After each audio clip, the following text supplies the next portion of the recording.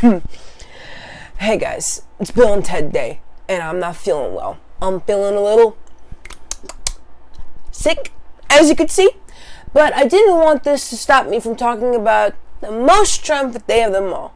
Because as you can see, Bill and Ted Day is a day where fans old and new can watch all three movies and reminisce about how good they were, and also talk about how the live action show is shit. Because it was. They can buy comics, they can watch the cartoon, they can see footage of the Halloween show, they can do whatever they want. But some people who are new fans don't know where Bill and Ted came from. Today's video is the history of Bill and Ted. The movie, the cartoon, the second movie, the comics, the live action series, the Halloween show, the third movie, and then hopefully maybe either a fourth movie or another cartoon. We all know where Bill and Ted came from. Chris and Ed, Chris Matheson and Ed Solomon. But where did it truly come from? How did Chris Matheson and Ed Solomon make the most triumphant duo in all of movie history?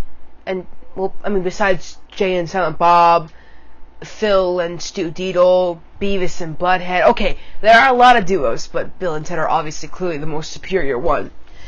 Turns out that Chris and Ed made them during a workshop that was held in 1983 at Gardner Stage on Sunset Boulevard. They first thought of three guys at first for their, idea. It was like a sketch at first. Bill, Ted, and Bob. But then the guy playing Bob was like, I'm out. So it just became Bill and Ted. And originally, Ted had a brother named Dan who was older. So I think this was before Deacon. And his name was Dan, who was a pseudo-intellect that was supposedly away at college, but more likely had been kicked out of the house by their dad, and was living in a car somewhere writing letters to Ted. But that wouldn't have been a good idea because Dan was a stoner, and Chris and Ed had said that Chris, Ed, and Keanu have all said that Bill and Ted aren't stoners. Because, they speak like it kinda. It's like a surfer, stoner, Californian speak, but it was like a unique dialogue to them. It's what they wanted to, make it, So, eventually, after working on the script a bit, there are, at least so many drafts of the script. They originally wanted a dancing opening number that was, choreographed by Kenny Ortega, but they couldn't let that happen. And originally, there were some scenes that were cut, and we don't have footage of them, but we have pictures of some of them, which are all on the Bill and Ted's Excellent Online Adventure website. So,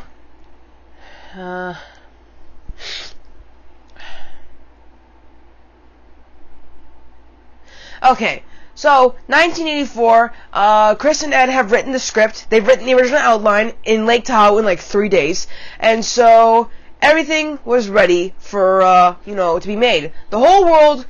Bill and Ted were ready to wow the world. They were born and ready to make everyone happy. But was the world ready for Bill and Ted? After the first movie was made, it made sense for it to get a cartoon. After all, Karate Kid got one the same year in 1982.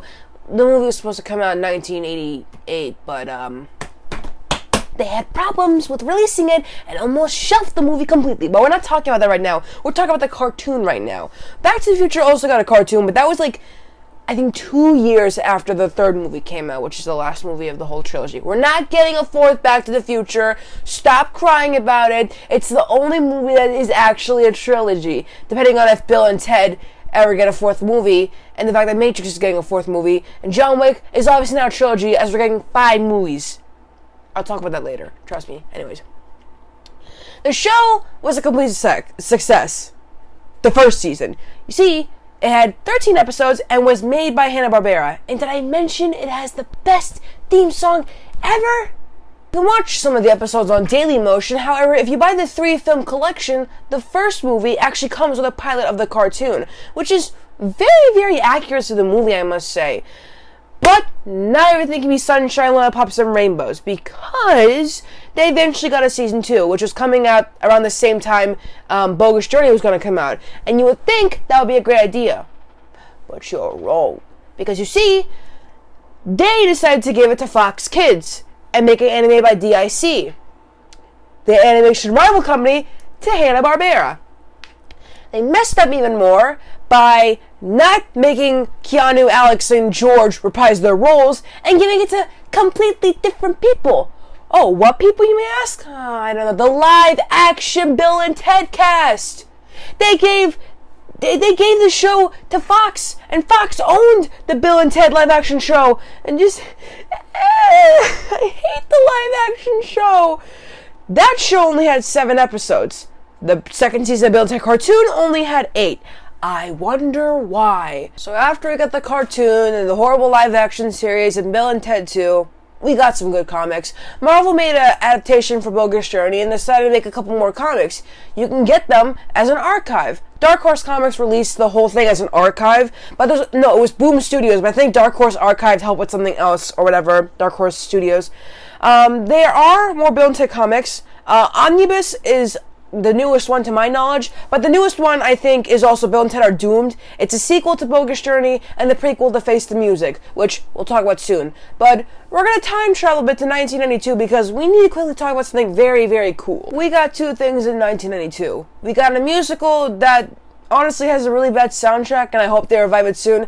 And then we got a Halloween show that was canceled because apparently people don't realize that it was a joke.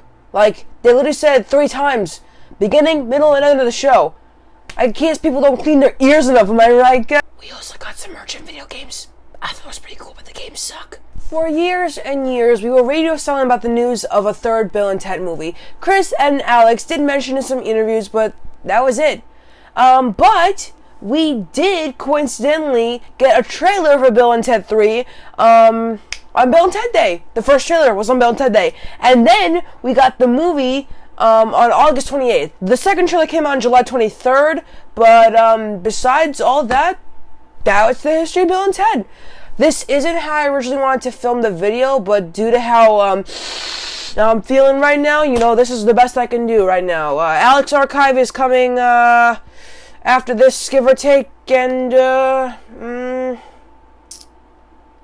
think I'm reviewing Billy Elliot next as my movie review. So, bye.